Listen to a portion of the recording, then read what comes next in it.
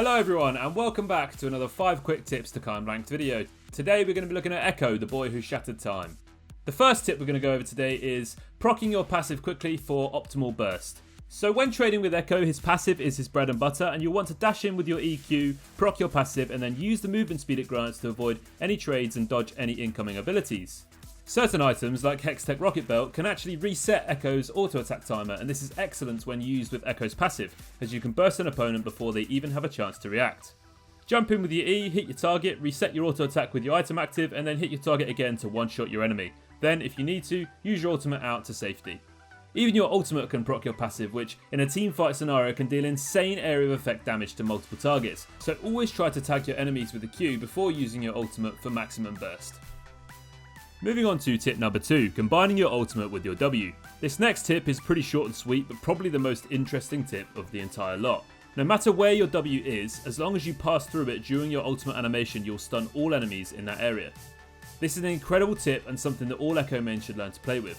It is somewhat difficult to pull off, but it can be insanely useful whilst escaping or just in the middle of any fight. I'd say the most applicable way to do this is when you're getting chased by multiple targets.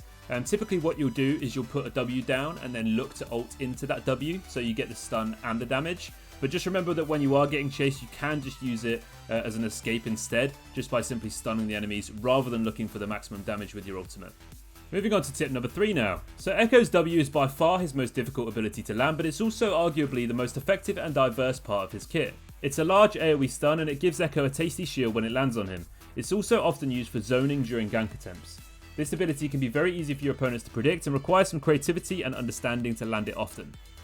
If you use your W outside of vision, for example in a brush or just behind a lane wall, your opponent won't see the start of the animation and also won't hear the start of the audio cue. Using this tactic is a core way to use this ability in lane, and you will struggle to land it without doing this. So here you can see Ekko casting his W in plain sight, and you have plenty of time to react and dodge it. Here you can't see Ekko casting the start, and therefore you have far less time to react. Utilising this when ganking or laning is just an easy way to land your W more effectively and look to just secure more kills or win more trades. Your W will also stun minions in lane. You can use this to your advantage when fighting in big minion waves, as usually they will do a ton of damage to you, especially early game. Your opponent will not be able to return trade in the same place without taking lots of minion damage.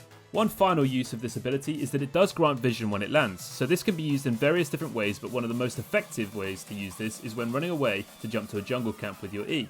You're going to use your W on the jungle camp and then time it with your E, so just as it grants vision, you can then dash over the wall and escape to the jungle camp.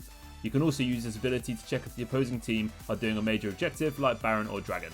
So that brings us to tip number 4, EKKO'S Assassination Handbook. So Ekko's main playstyle in any game is to dash through an entire team, one-shot his target and escape without a trace due to his ultimate. We're going to cover the ways you can do this and the combos that will allow you to do this more effectively and frequently.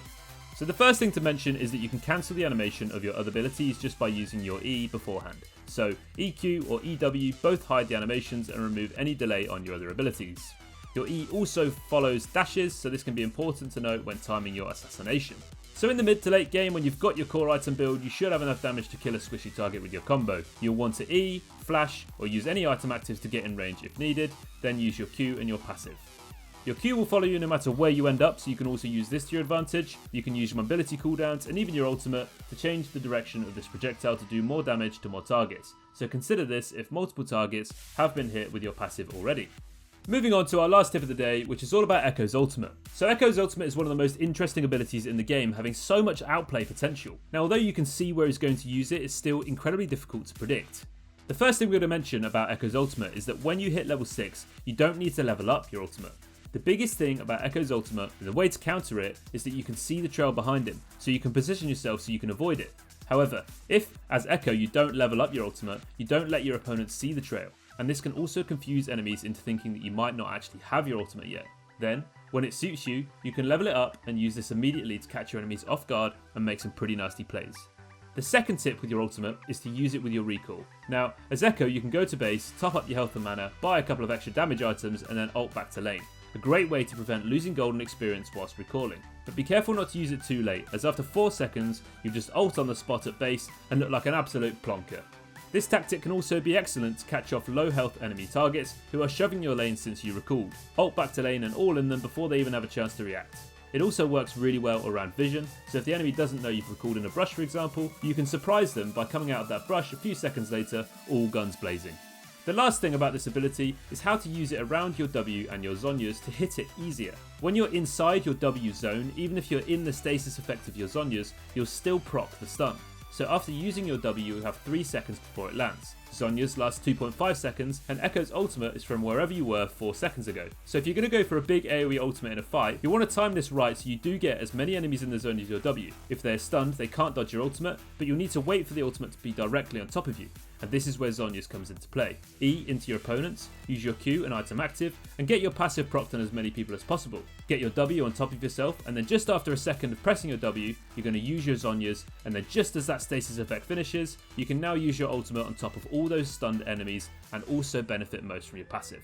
This is a great way to just maximize AoE teamfight damage if you aren't going for the assassination playstyle we spoke about earlier. That concludes our EKKO'S tips guide. Don't forget to stay up to date on the optimal runes, itemization and matchup information on our website over at mobalytics.gg. If there is a specific champion you want to see some tips and tricks on, let us know in the comments below. See you next time.